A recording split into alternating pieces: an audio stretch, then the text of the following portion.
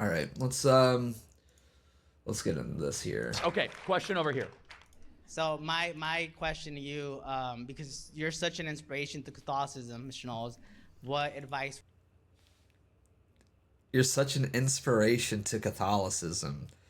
First, that's a weird way to phrase that, and second of all, Michael Knowles was not the reason why I converted to Catholicism. But okay. Would you give to somebody who's trying to spread the love of the Eucharist to the world? Okay, well, that's wonderful that you're going to do that. I think it's great. Most of the time people say, Michael, I want to start a podcast. What's your advice? And my advice is don't, because too many people have them, and I think every white man under the age of 75 has one now, and it's by law or something. So, but this is the first time in memory that someone has proposed some new content project where I've thought, great, you should do that. That's not content. That's not content, but okay. Really good. And my advice is, you should recite the St. Thomas Aquinas prayer that he would have before study or writing or speaking for God to illumine his darkened mind. And then what you should do is, pray a little bit more. Praying is the first resort, not the last resort. And then, this is something, Charlie, that we mackerel snappers, we get. We don't need to reinvent the wheel every year. We got 2,000 years of people who are much smarter than you and I, who have thought this out, who have debated these questions. So if you just bring that, if you convey that, I'm trying to sell Charlie on this right now. I know I'm answering you, but I'm really speaking to Charlie. If you just do that, that's all you're doing. You're just telling the story. You're telling the greatest story ever told, and you have the deposit of faith, and you have the magisterium behind you as a hermeneutic of interpretation. But just do that, and do that in sincerity, and do that with the best of your effort, and I think it'll be wonderful. As an evangelical who loves Catholics, I love that you're doing it. But let me just edit what you say. Here's the no, but. No, it's a big one. You didn't catch it, Michael. Yeah. Is that your goal should be to bring people to Jesus, not Catholicism? No, hold on. No. There's no difference, Charlie. Okay? Your goal should be to bring people to Jesus and not his church. What does that even, what does that even mean, you, retard? It's literally his church, dude. And he's present at that church every Sunday. That's the kind of the point. I don't know. Maybe you should go back to observing Sabbath and being a fucking Judaizer heretic that's going to burn in hell for eternity. I shouldn't say that. I don't know if he's going to go to hell, but he probably will. But I shouldn't say that. What's the difference? Hold on. Bro, and I bring, I think this is, why I want to talk about this and cover this, too. And this is exactly, why I've been saying this for a long time, dude. The GOP hates, Con Inc. hates Catholics, dude. They do. And even if it's, small little shots like this, I feel like nobody really wants to talk about it, but they do. You look at a lot of the Con Inc. people, they hate the Catholic Church. Whether it be Breitbart, whether it be TPUSA, whether it be... dude, TPUSA runs these, faith summits, and you'll look at the... it's supposed to be all about Jesus, and then you'll look at the lineup of people that are supposed to be speaking, and, not a single one of them are a Catholic, And I genuinely think... I don't think this is all of it, but I think this is a component of it. I think part, maybe small part, maybe just a little teeny tiny part, but part of the reason why Con Inc. is so opposed to Nick and America First and Groypers is because they're Catholic. I do believe that has a small part to play in it. If we were this evangelical group, if Groypers were this sort of evangelical group that were, observing the Sabbath, then I think they probably wouldn't have as much of a problem. But if you look at the sort of attitude and the climate of the GOP, they hate Catholics. They're constantly talking poorly about Pope Francis and the papacy and the Catholic Church. They do. They hate Catholics. And I feel like nobody really wants to talk about that or address that, but it's true. They do have this sort of animosity towards the Catholic Church. You know, you look at, dude, Breitbart, Babylon Bee, I mean, The Blaze, they are constantly running anti-Catholic articles on their shitty-ass websites, you know?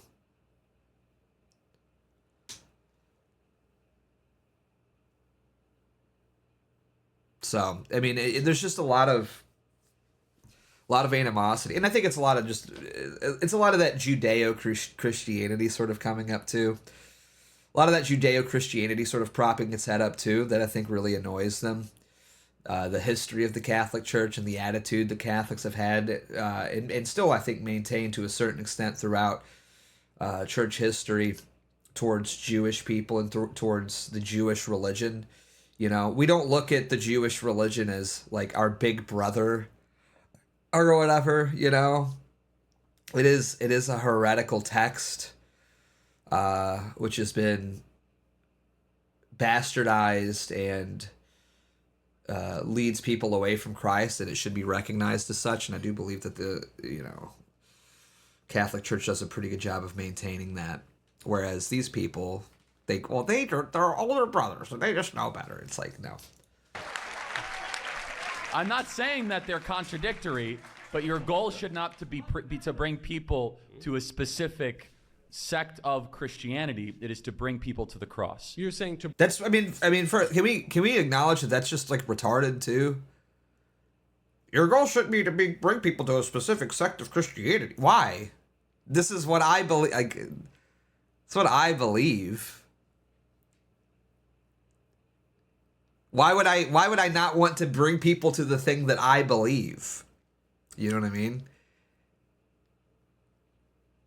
That's like just like removing the theology point of it.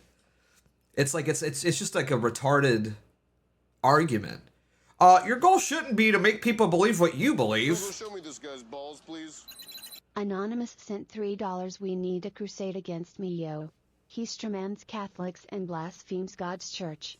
He is an evangelical goy slave. Total Mio rape. Thank you, Anonymous, for the 3. I'll save him. I'm going to save him. You know, we don't need a crusade against him. I'm going to save him. Okay? He just doesn't know better yet. I'm going to be a little pretentious here to sort of get his goat. I'm going to save him.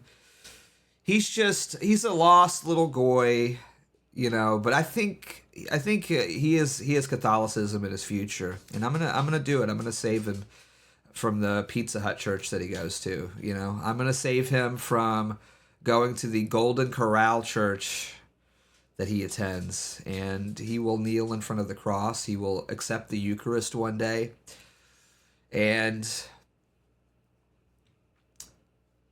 I can see that happening. You know, I really can. You notice he doesn't want to debate me on it anymore, because we had a debate like maybe a year and a half ago, and he sort of just conceded the entire point. And now I keep trying to press him. I was like, hey, let's have another conversation like that. He doesn't want to do it. I think he's afraid. Of, because here's the thing too. It's like ever since that point, I've grown even more deep and knowledgeable in my faith. You know, I've read Aquinas and Augustine and John Paul II and St. John of the Cross, Fulton Sheen, you know. So he's afraid. He's afraid of my theological mind, and that's why he doesn't want to have this conversation with me, you know. But I'm going to keep pressing. I'm going to get him. With peace and love, I'm going to get him. I'm snatching him up. I think here's the thing. The last time I talked to Mio, though, and we had this sort of conversation, I do think he is, like, really frustrated with, like, Protestantism. And I think he does sort of acknowledge the problems that Protestantism holds, especially in more modern times. And I think that's a good starting point to sort of discovering the fullness and the truth of the faith. So I'm not giving up on him. But I appreciate the 3. Be like Anonymous. Support the stream. PowerChat.live/Beardson Beardly. Yeah, I'll get him. The thing is, you got to think, you got to remember too. A lot of people, and I'm not saying this about Mio specifically. I've just encountered this with a lot of different people in my life. A lot of people sort of reject the Catholic faith and the Catholic Church simply because there's just more steps required. That at the end of the day, I think a lot of people who blaspheme the church or talk poorly about the church, the truth is, I think deep down in their hearts, they sort of know it to be true, but they don't want to turn away from their current lifestyle. Becoming a Catholic isn't just, getting a membership card and, attending the meetings.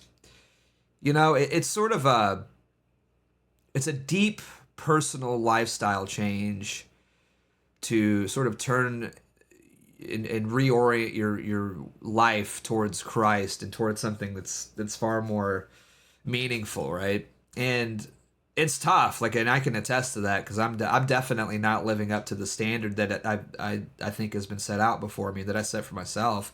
I still come up short, I go to confession way too often. I go to confession way too often, and I don't like that. I'd like to not go as often as I have to. But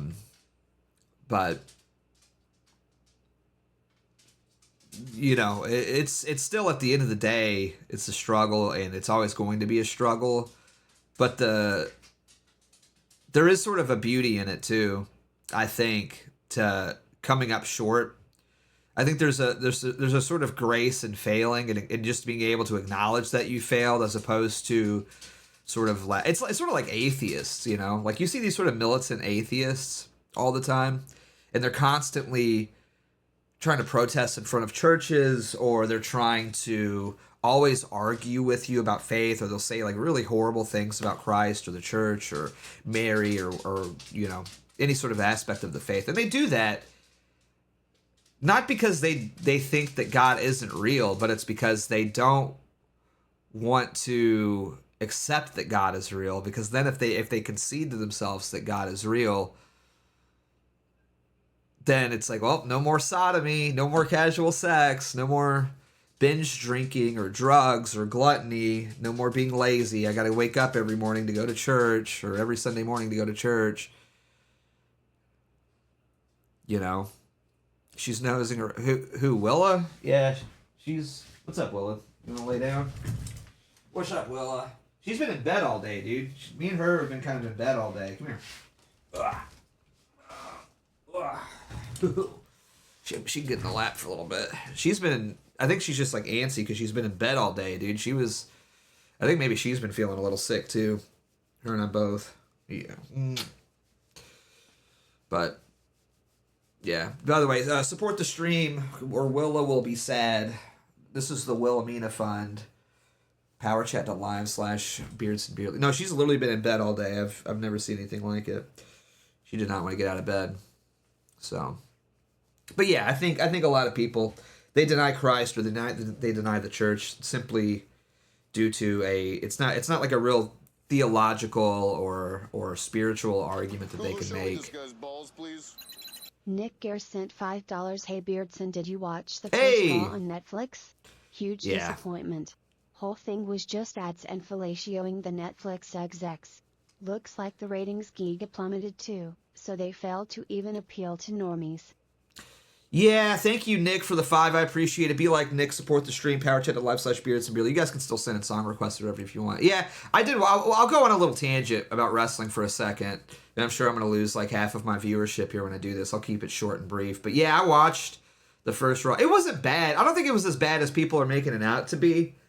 The Seth Rollins CM Punk match was awesome. I think that was a great main event. I thought the Roman match was pretty good, even though it was typical Bloodline fare of interference and cameos, kind of a tired formula, but I think it works. It's still entertaining, so it was a fun match. My real problem with... I thought all the matches were fine. The Rhea Ripley match was fine. The Jey Uso match was okay.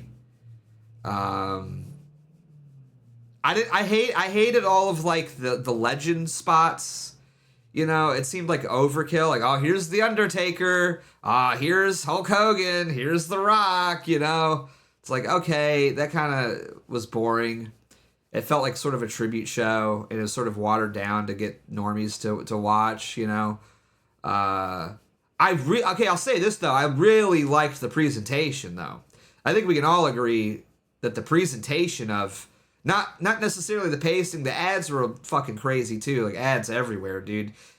Here's the thing, we're on Netflix. We should not have ads in the middle of matches, you know? You can literally place an ad whenever you want. Like, okay, like why are we still doing matches in the middle of or ads in the middle of matches? That sucks.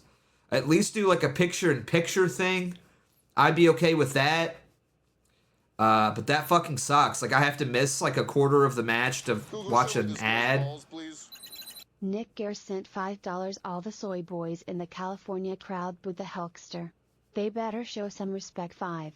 Yeah, thank you, Nick. Yeah, whatever, dude. You notice they booed Hulk Hogan, but they didn't boo The Undertaker for some reason. And let's be honest, Hulk Hogan's a bad wrestler, but I think it's just like fun. I think really, I don't even think it's about politics. I think people just hate Hulk Hogan because he's Hulk Hogan. You know, at the end of the day, I think everyone just wants to look for an excuse to hate Hulk Hogan, and you know, because let's be honest, Hulk Hogan's never really had like a 5-star match.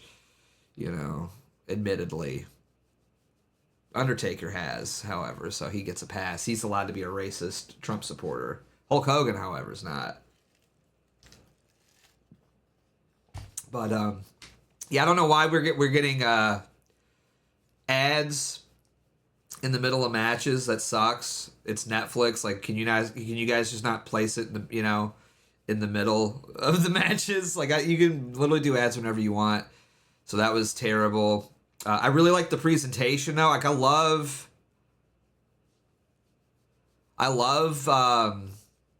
the new match graphics, like the new motion graphics. They look tight as fuck.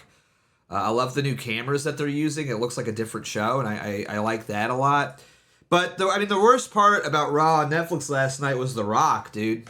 He completely killed the storyline that they had set up and they'd been building for the past year from like last WrestleMania.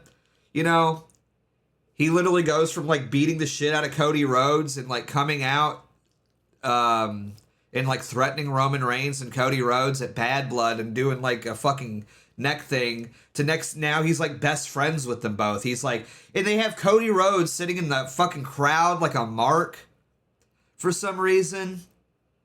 And The Rock is like big brothering him. He's like, oh, you're like, even though he's the champion, he's the fucking undisputed champion, and they have him sitting in the crowd like a fucking mark.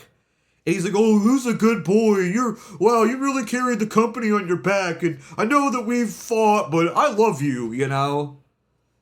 So they completely killed that angle for no reason. Like, here's the thing, just nothing really interesting happened storyline-wise last night, you know? And they killed that angle, and then he comes out, like, you think he's gonna, like, attack Roman or something, which would have been interesting. He doesn't. He gives him the Ula Fala, and holds the fucking ropes for it. They hug, dude. The Rock went from 1 minute threatening Roman Reigns' life, like, 3 months ago, to now they're fucking hugging? Like, what the fuck is this? This sucks ass. So I think it was just The Rock doesn't want to be a heel. Like, I think that's genuinely what it was. The Rock didn't want to be a heel anymore because I don't think he intended on coming back and being a heel. And I think he saw this whole Netflix thing as an opportunity to just like, okay, we could just abandon the year-long storyline that we've put in place and I could just be a babyface now. And it sucks. And they just threw all that down the fucking scrapper. And it was just... That sucked. And again, like, I don't think there was no, like, big cliffhanger last night. There's no reason, like, here's the thing. If you're a new fan, why the fuck would you tune in next week? There was no cliffhangers. There was no real story development. They just kind of wrapped up a bunch of stories last night, which, like, was fine. Like, they wrapped up the Rhea Ripley, Dominic Mysterio storyline, I think. And I'm fine with that. Like, that's cool. Like, move on to something else. You know? We can get something more interesting out of that. Go show me this guy's balls, please. Nick Gare sent $5. Crazy to see they put in all this work thinking normies would care. They went from 2 mil to 600k views on Netflix. Normies didn't even react to Rollins coming out and he's been a main eventer for 10 years lol. Yeah, well, I mean, you know, and I think the viewership being down is makes sense because now you can kind of watch Raw on demand. There really wasn't like an option to watch Raw on demand now, so you don't have to tune in on Monday nights. You know, I didn't watch it while it was live. I watched it a few hours after because I was busy. So I think like the dip is probably normal because probably a lot of people are watching it today. But it's also too just wasn't a great show, man. It just wasn't that great. It was fine. I didn't have a bad time watching it by any means, but it wasn't like and the matches were good. I mean, I think the Seth Rollins CM Punk match was a fucking 5-star classic in my opinion. I think that was fantastic. Great storytelling throughout the match. Great psychology. This guy's balls, please. Virginian sent $3. The Rock has such a massive fucking ego, it's insane. Literally had it in his contract for the Fast and Furious movies that he couldn't lose a fight on screen. Did the same thing with the Black Adam movie. Dude's a massive pussy. Yeah, well, you know, that's kind of like an old Hollywood thing, though, too. Like, there used to be, like, a lot of action heroes that would have sort of the same thing. Especially as, like, a professional wrestler, they do that because I'm not even going to say ego, necessarily. I'll give them a break on that, because it's like, if you're making movies and you're getting your ass kicked in all the movies all the time, like, if you're a wrestler, it's like it is going to make you look like a bitch. It's going to hurt your credibility as a character in professional wrestling if you're in movies just getting your ass kicked all the time. So I sort of get it, but you know, I agree though. I think it's a big ego, and I think that he doesn't really understand the business anymore. Clearly, but honestly, dude, like the final boss character for WrestleMania was amazing. That was probably some of my favorite Rock work, and I grew up watching The Rock, you know, and I've seen all the iterations, Corporate Rock, you know, Nation of Domination Rock, all of them, you know, and Final Boss Rock was amazing, dude. That was an amazing arc and an amazing storytelling, you know, like, bro, that him and Cody out in the rain. That was fucking peak cinema, dude. That was peak cinema.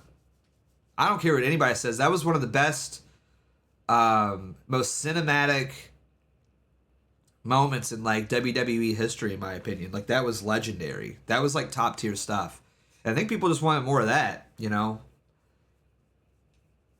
I think people don't want... I think The Rock doesn't want people to hate him, but it's like, dude, we love to hate you, though. Like, that's the thing. We love to hate you. You are like the greatest heel, probably one of the greatest heels of all time, in my opinion. So, all right, Willa, you gotta go down here. Get in your little bed. Get in your little bed and chill. I'm gonna have another smoky smoke. But yeah, anyways, that's enough of my wrestling rants. That's enough of my wrestling rants here. Let's get back to the video. Thank you for this. Thank you for the power chats. And of course, be like Virginian, be like Nick, powerchat.live/BeardSonBeardLie. To bring people to the fullness of the truth and the universal Yes, faith. but not the maxims of every Catholic dogma. No, I mean, for example, am I a Christian if I don't believe in Mariology? Yeah. No. No, you're not a Christian if you don't believe that Mary was an eternal virgin. You're not. If you don't believe that Mary was an eternal, perpetual virgin who was born and maintained a state of grace throughout her entire life, you are denying the Bible. You are denying the Word of God, and thus I do not think that you are a Christian. Well, we're talking about the fullness of the truth. You know, we're talking about, but you still. That is the fullness of the truth. What are you talking about, Michael Knowles? That is literally the truth. Hail, state of grace. Dude, that's the Bible. Am I a Christian if I don't believe in transubstantiation? No, you're not. Jesus said, "Take this bread, for it is my flesh. I am the bread of life."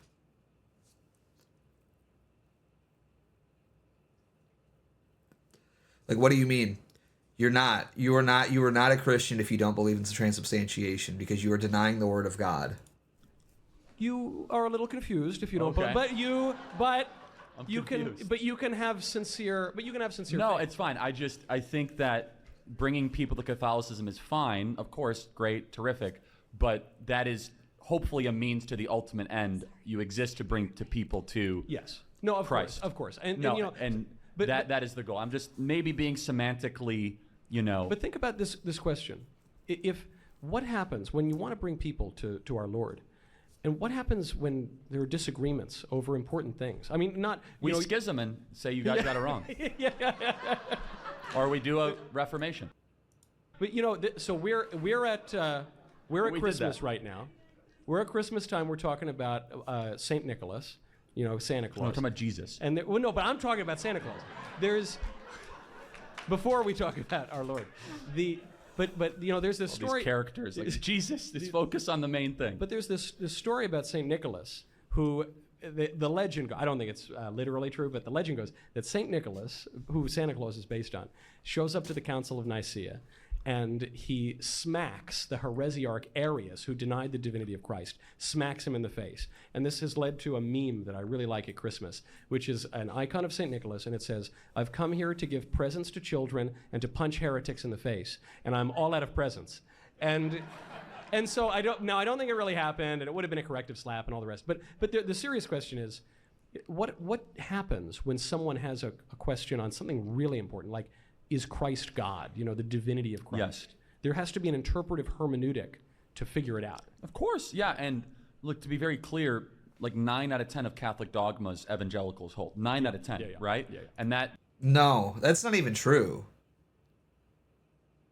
That's so false. What do you mean? That is deniably false. How do you, evangelicals hold 9 out of 10 Catholic dogmas? You guys don't hold any dogmas because you don't believe in dogmas. You have no universal church to enforce said dogmas. You have no authority in which to tell you. You literally are interpreting the Bible of your own free will. You are denying parts of the Bible that you don't find to be convenient for your life or your belief system. So how do you hold any dogmas at all, actually? that is why I believe Catholics are Christian, even though you don't give me that same sort No, of charity. I would. But, I would. No, I'm giving you a hard time. And I mean that. Again, if you are a Catholic who loves Jesus, therefore, and I know that, I believe that there are personally some fundamental issues. I love this argument too that they all make. It's like, it's about Jesus. Everybody does this for some reason. This is like the total Protestant cope all the time. It's always like, well, it's, you just gotta. My dad does this to me all the time. He's a Protestant, right? And he does this to me all the time. It's like, well, it's about Jesus, though. As long as you don't forget it's about Jesus. It's like, what do you think I'm going to church for, dumbass? What do you think I'm reading the Bible for? Wait, you think I just really like St. Paul? You think what do you think's happening here? As long as you don't forget it's about Jesus. It's like, what do you mean? When has it not been about Jesus? Everything that we do, everything that we practice, everything that we preach, everything that revolves around our church is because of Jesus, because it is a church of Jesus. You fucking idiots. Like, what does this mean, man? Why do you keep saying that? Why do you believe that there are Catholics that don't believe in Jesus for some reason? Show me one Catholic that doesn't believe in Jesus Christ. Please. If you're going to keep making this retarded argument, and keep saying this, and keep saying the line, well, as long as it's about Jesus, as long as you believe in Jesus, show me one Catholic that doesn't believe in Jesus, dude.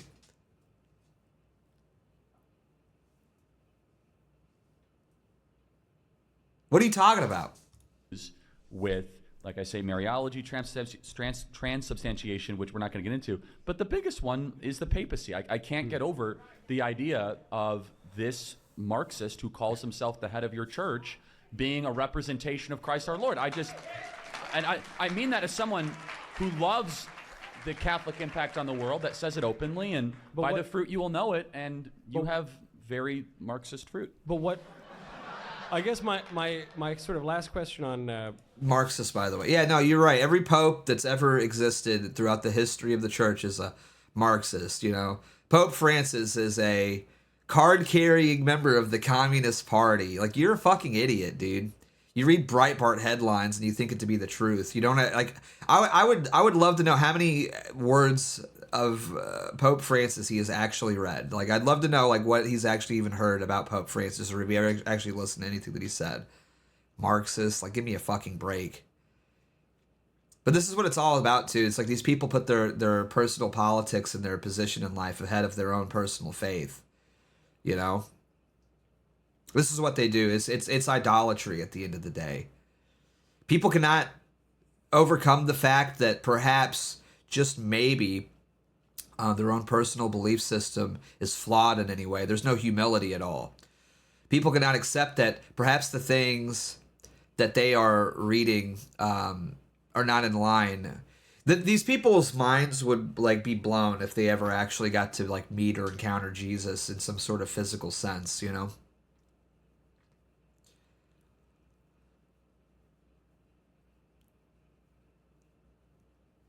Because, I mean, at the end of the day, I think a lot of these conservative influencers, too, it's all very... And it sort of goes back to a lot of criticisms that I have of conservatism and Con Inc. as a whole. Very capitalist. Very, like, ruthlessly capitalist to a very flawed degree. Putting their own personal gain above the needs of the other or the needs of the whole. They're very much ruthlessly selfish people, and they can't understand this concept of humility or charity in any way.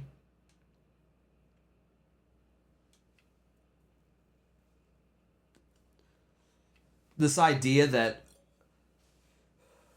perhaps becoming like you know, an incredibly selfish and rich person is not in line with the teachings of Christ is very foreign to them. Even though I think a lot of them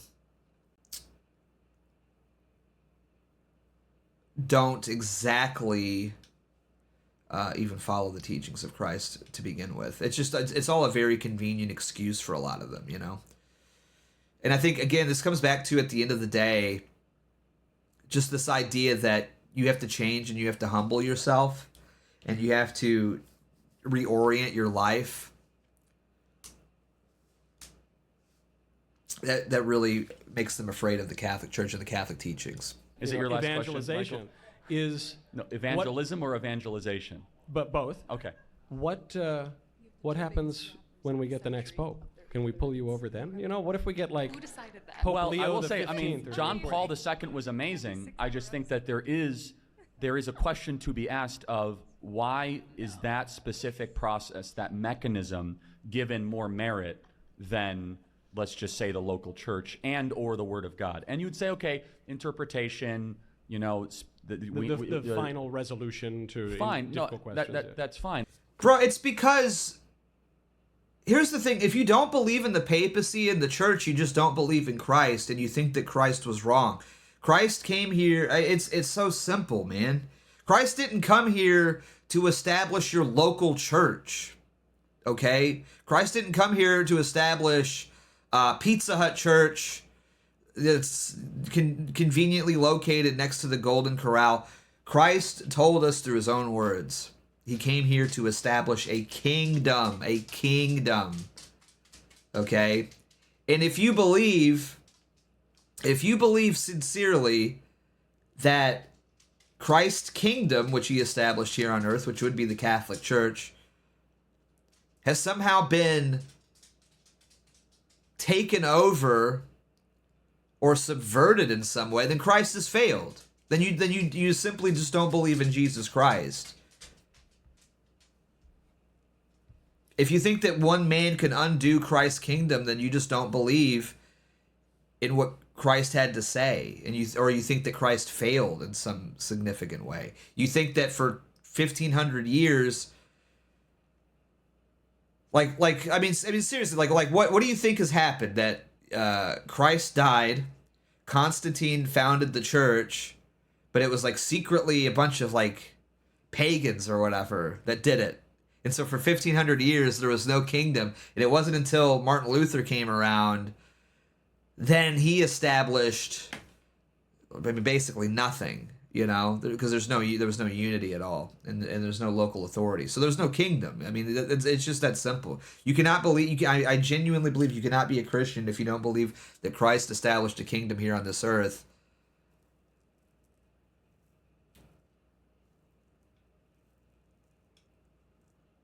And you think that Christ failed. I mean, you just can't be a Christian. I'm sorry. That's just the facts. You cannot sincerely believe that in Jesus Christ or his teachings if you think that he failed in his mission or that he was wrong. And I ask the question, if you are all in on, the papacy and the Vatican, no practicing Catholic can look and say, this is the best that my religion has to offer. No, Charlie, you're thinking too much about it. You got to have the Italian spirit. Now, the Italian spirit... Michael Knowles is doing like a terrible job of defending the Catholic Church too. Like, this is actually embarrassing. And again, it's like, I don't know, even if you were to sit here and acknowledge every flaw, if I were to sit here and acknowledge every flaw that people say about Pope Francis and grant all that every single word of it is true, how does that change any of the dogmas or the faith or the practices of the Catholic Church?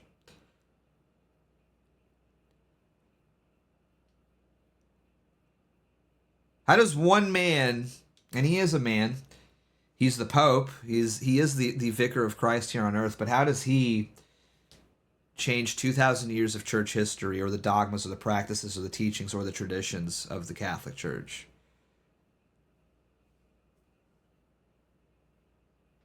He doesn't. And it seems as if, even though this evil, bad Pope is so horrible, somehow Catholicism is actually thriving despite that. There are more converts to Catholicism now than there have been in a very long time. So clearly this mission that he has, because he's a fucking Marxist, communist, antichrist,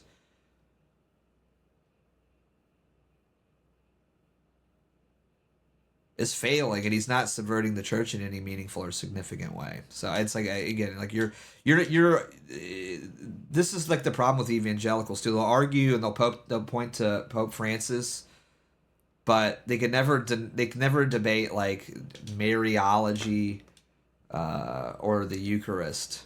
They always have to point to these like more human things because they don't know what the fuck they're talking about. And also, again, Charlie Kirk is a Judaizer who practices Sabbath on Saturdays because he's a Jew. He is a Judaizer, which is one of the earliest heresies in the church. There it is. When, someone asks, hey, in this newspaper, the Pope said something where you say, well, maybe the Papa was misinterpreted. It's no big deal. Forget about it. This is painful. You're too Anglo to understand that. Too Anglo attitude. So I have to just hope, he doesn't mean that, homosexuality is bad. Okay, we should. No, he said God can't bless sin.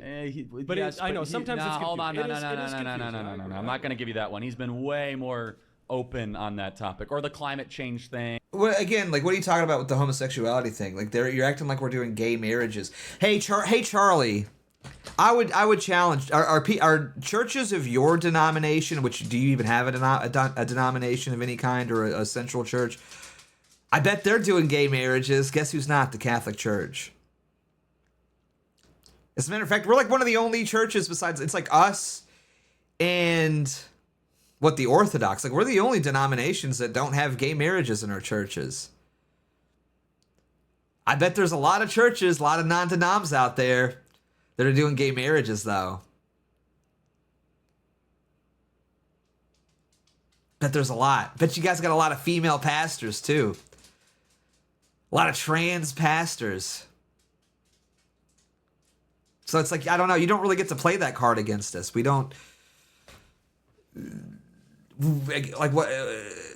Again, I don't understand the argument. People lost their minds over this whole thing, but they didn't bother to read any of the declarations of the decrees And climate change and yes, all this sort of stuff. You just have to kind of hope that he's saying that we want him to You say. just kind of, it's like my grandmother sometimes when she again. Like Knowles is just doing such a terrible job here.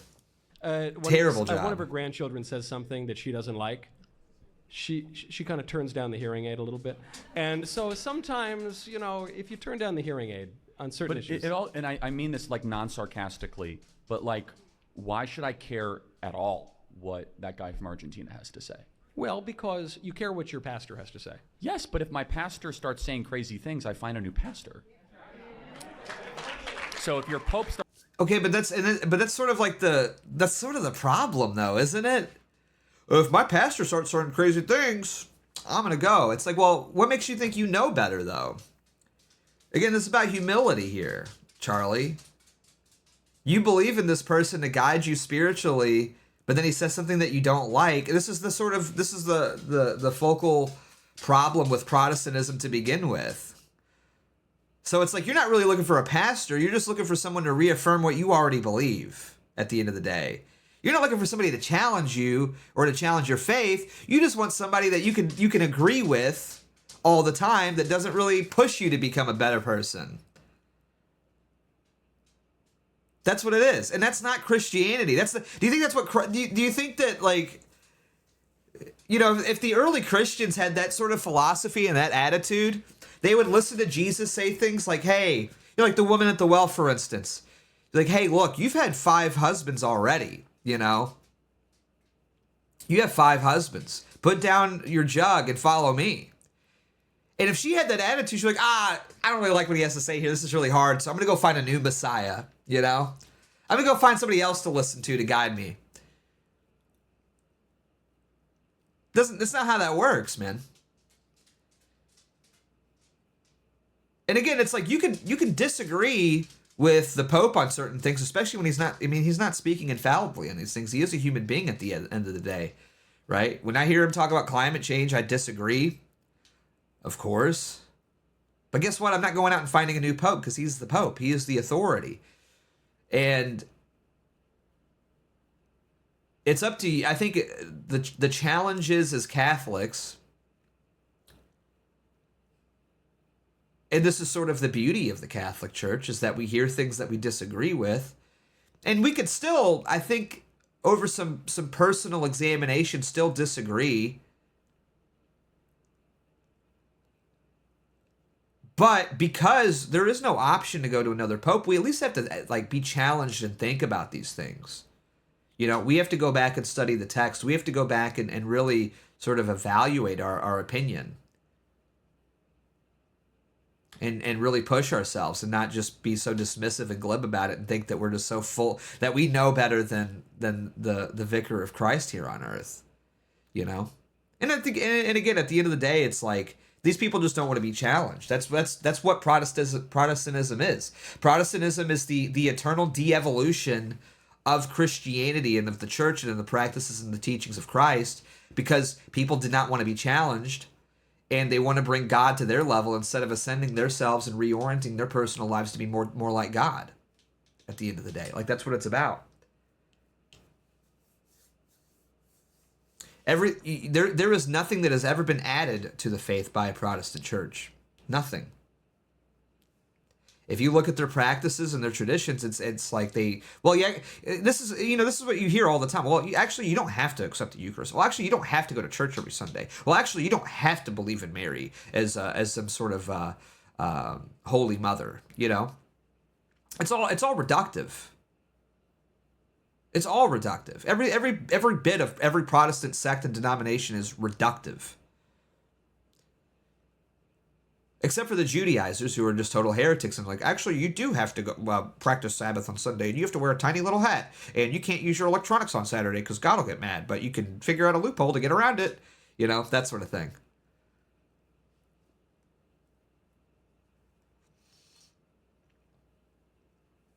So and this is just a pathetic job by Michael Knowles to defend his faith. The constant joking and Charlie's drilling him here, and he has no defense. Like he's not like fervent. This one, it's a really sad showing. Start saying crazy things, maybe he's not the Pope, and like maybe that's a bad representation. Because, well, I guess if your pastor says crazy things, you go to a new pastor, and then you have division in the church. It used to be, in the old days, it used to be, if the pastors disagreed, they'd go to an elder or a bishop or someone, right? You'd go to unless the someone higher bishop up is corrupted, and then you take it up higher, yeah. and then maybe the Pope is corrupted, and we write 95 points of complaints and hammer them to a door and get back to the Word.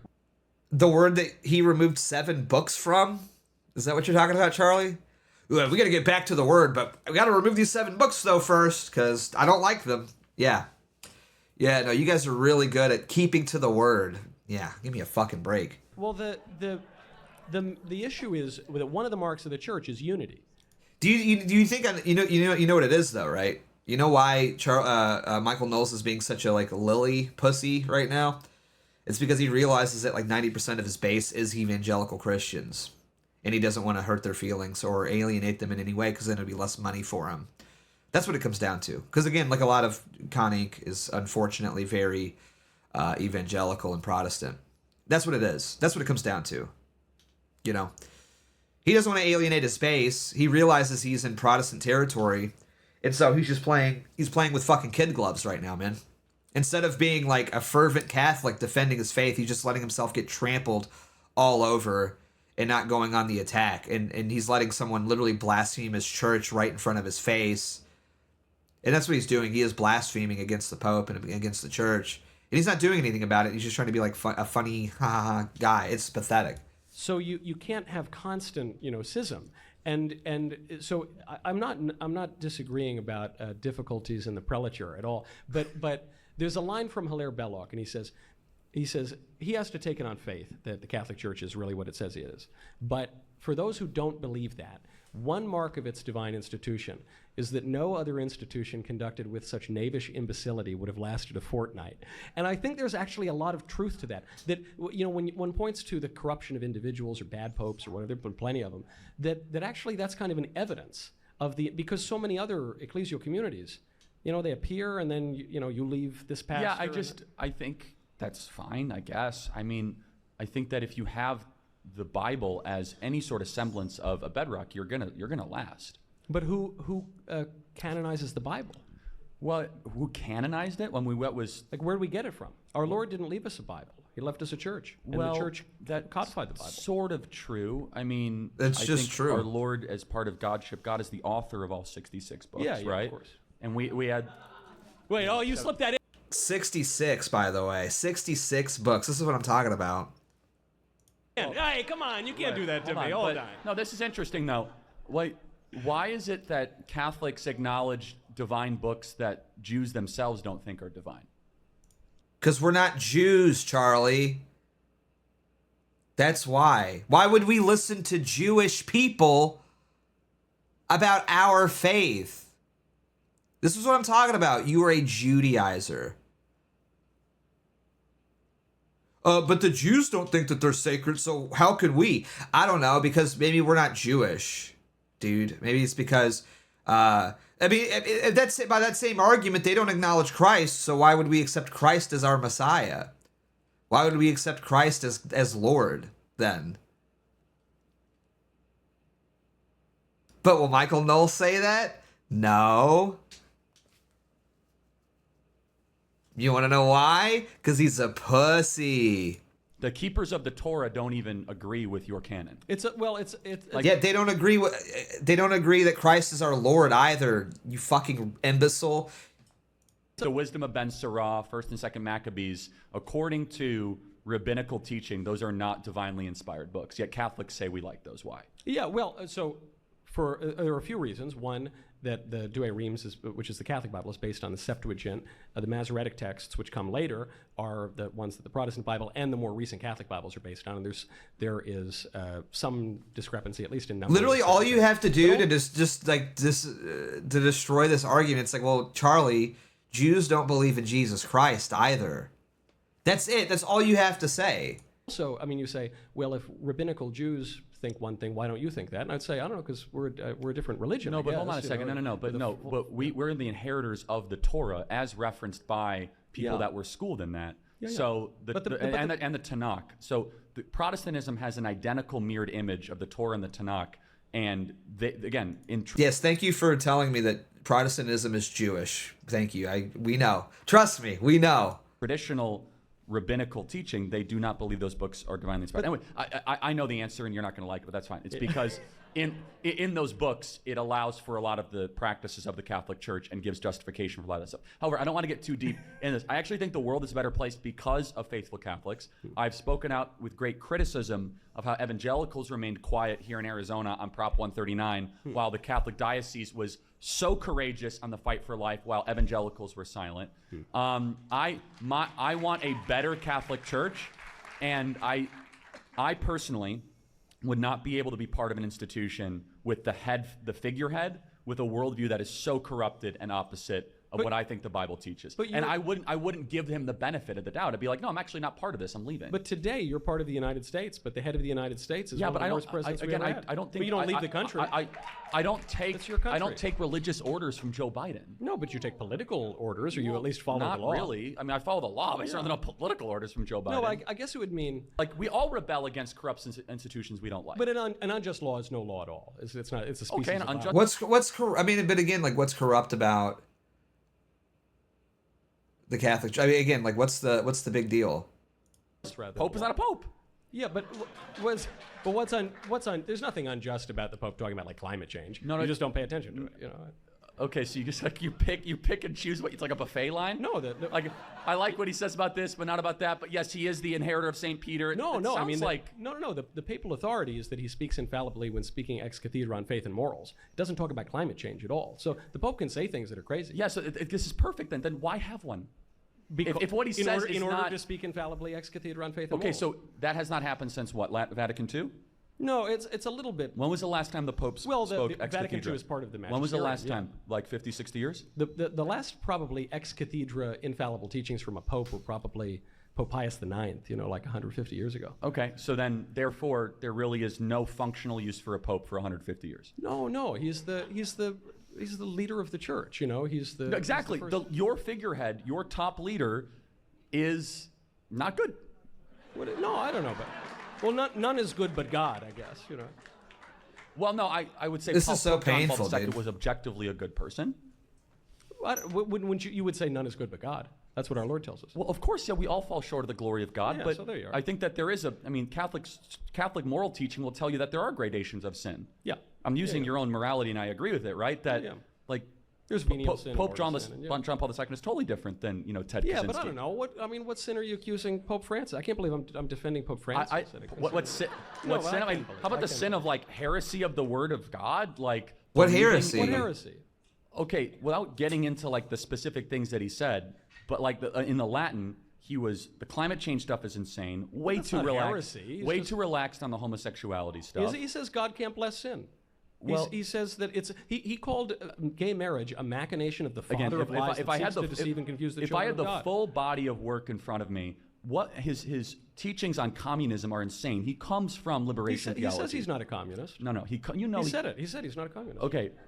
So wait. So does Obama. Hold on. I want to. So Michael, let me say this. If I had every quote here, which of course I don't, you would be able to defend them that he said. I would at least be able to make the point that he's not speaking infallibly. I think, but I wouldn't defend every report. We'll get to the next question. That was painful, dude. That was painful. Obama's not a dude. Yeah, I know. That's like the funny thing about it. Obama's a freaking communist. We're like Con Inc.'s so cooked. Con Inc. is so unbelievably retarded. This whole like witch hunt for like communist, like they're just desperate for it. They're desperate for it. They're desperate for this sort of like witch hunt against like Marxism and communism. It's like nobody's even really a Marxist or a capitalist or a communist. I mean, because they sort of deflect on those things because they don't want to admit that hyper-capitalism, which is sort of what we live in now, this sort of ruthless capitalism, is inherently flawed, and it is a stem and I'm not a communist either, for the record. I want to make myself clear on that, but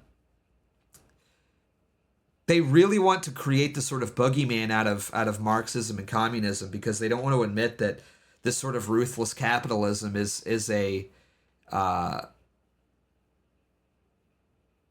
root of a lot of the problems in our society right now, you know? That we live in this sort of unmitigated time of selfishness, where you can, you know, become a billionaire by selling pornography. You know, there's no morality in capitalism anymore. You know, when this country was founded, it was founded on this inherent moral society that was based around Christianity, and again, the further that we fall away from Christ as a country, as a culture, as a people, the more that we sort of, you know, loosen our regulations on certain things, like, I don't know, maybe I can screw over millions of people in order to have to selfishly benefit myself, you know? That's the problem.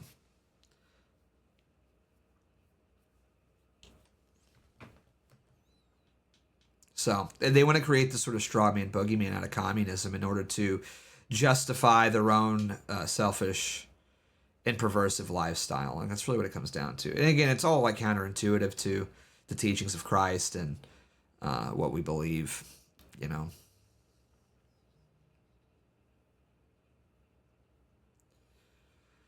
So yeah, that was painful. Michael Knowles did a terrible job of defending the faith. I'm really disappointed. I wasn't expecting much, but I wasn't expecting it to be that bad, to be honest with you.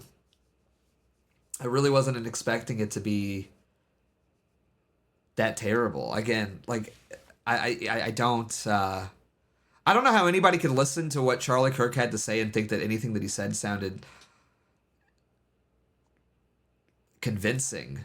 He just kept saying, well, the Pope is bad, so transubstantiation can't be real, or whatever. It's like, it doesn't make any sense, dude. Like, again, I mean, I'd love to sit down and talk about the Catholic faith with Charlie Kirk, because I would totally destroy him, because he doesn't really seem to know anything that he's talking about. But he was smug and dismissive. Yeah, well, and Michael Knowles was smug and a pussy. You know what I mean? So, what can you do? Anyway, support the stream. I'm gonna grab a soda. PowerChat.live/Beardson Beardly.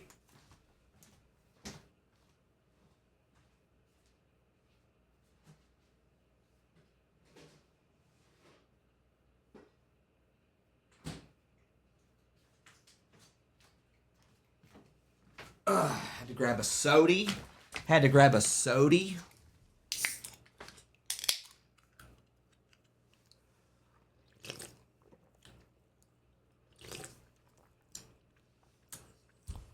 To be fair to Michael, he probably wasn't expecting Charlie to be such an ass and wasn't prepared. As a Catholic, you should always be prepared to defend your faith at any given time, because you never know what kind of a situation. And again, I think that's just like poor catechism.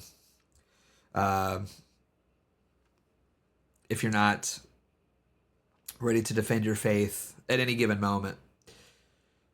You know what that tells me? That you're not prepared and you're not dedicated. Cozy Dissonance really has he's like a Michael Knowles defender, dude. He is like dick riding out here for Michael Knowles. Michael Knowles really knows a lot, actually. And to be fair to Michael, I just don't think he was ready for, like, bro, none of the arguments that Charlie Kirk were making were even like that deep or like thought out, you know? Michael Knowles makes like $1 million a year, and you mean to tell me that he was like unprepared to defend the Catholic Church against like the Pope is bad and Martin Luther, you know? Like, give me a break. And granted, I'm being like way more abrasive than I probably would have been in Michael Knowles' position. I definitely wouldn't have been nearly as like abrasive or insulting. But like these are like, it's like Protestant 101 arguments, dude. You know, like these are the sorts of arguments that you have to sort of come up against just coming into the church. He does know. He's just cucking Maybe. And I do agree that I think that he was probably like laying back because he realized he was in front of a largely evangelical audience. But I think that that's like the opposite. If you know you're in front of a large evangelical audience, then that you should be going harder to try to save their souls, because there is no salvation outside of the Catholic Church. You know, I do think he was cucking because he didn't want to alienate any sort of fan base or audience, which is cowardly. I think he should have been way more adamant in defending his faith and not being a coward. But also this is just kind of goes to show the morality of people like Michael Knowles, and I think a lot of these other people that at the end of the day, they would much rather sell out to Jews and Charlie Kirk than defend their faith in any sort of meaningful way.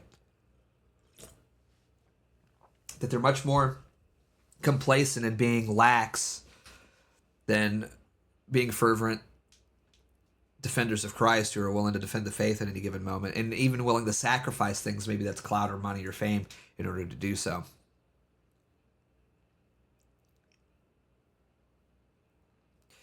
Saw that Michael Knowles was just on Pints with Aquinas as well. It's insulting to see these same conning faces over and over. Yeah, well, it's just the whole thing. Even the Catholic influencer sphere or whatever, like Pints with Aquinas, it's all just like astroturfed. It's all a big psyop, dude. It's all that it is. Because they realize that Catholicism is very radical, especially in the modern world, and it is sort of in opposition to the current modern GOP's worldview, which is Judeo-Christianity, worship Israel, send them billions of dollars, because if we don't, then we'll be bad Christians. That's the modus operandi of a lot of these evangelicals, right? That we have to defend Israel with all costs, because if anything happens to Israel, then the world will end. So we have to send them $6 billion a year, you know? So now they're trying to sort of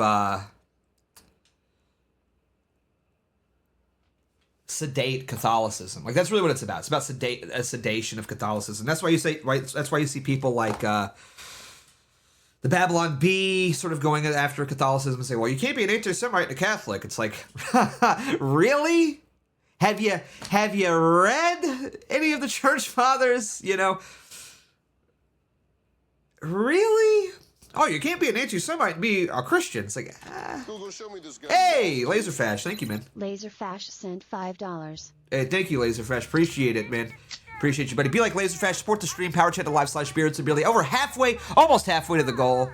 Let's kill that gray bar tonight. I think we can do it. Oh, this is a banger. Yeah. I forget how to pronounce his name. Like, Perturbator. Having a stroke. Perturbator. I can never pronounce his name.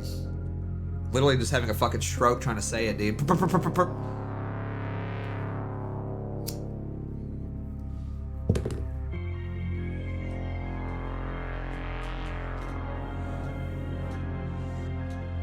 St. John Chrysostom is literally inspiration for Luther's on the Jews and Hitler's Mein Kampf, reading St. John Chrysostom.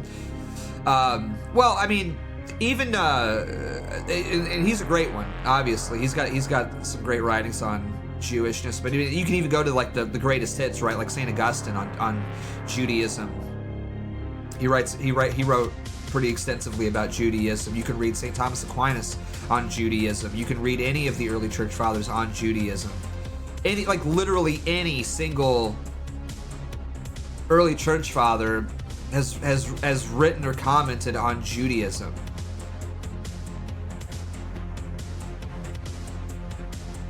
You know? Pick a saint, and they've talked about Judaism.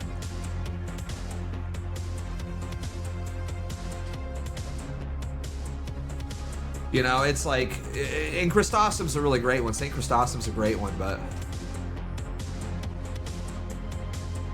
I mean, you can literally just pick one, you know. But that's what they want to do. They want like a pat.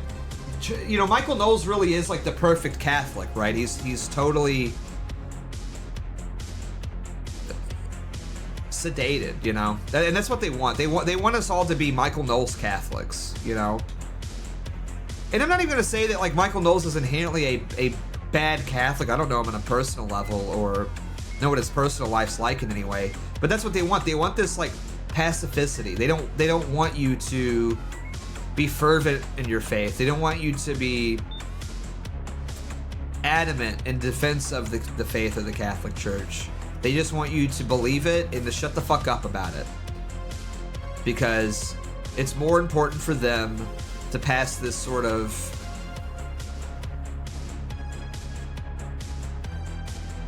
Judaized version of Christianity onto the modern right wing, and so that way they can, get away with whatever they want in terms of elected Jewish officials sending Israel a ton of money and everything else.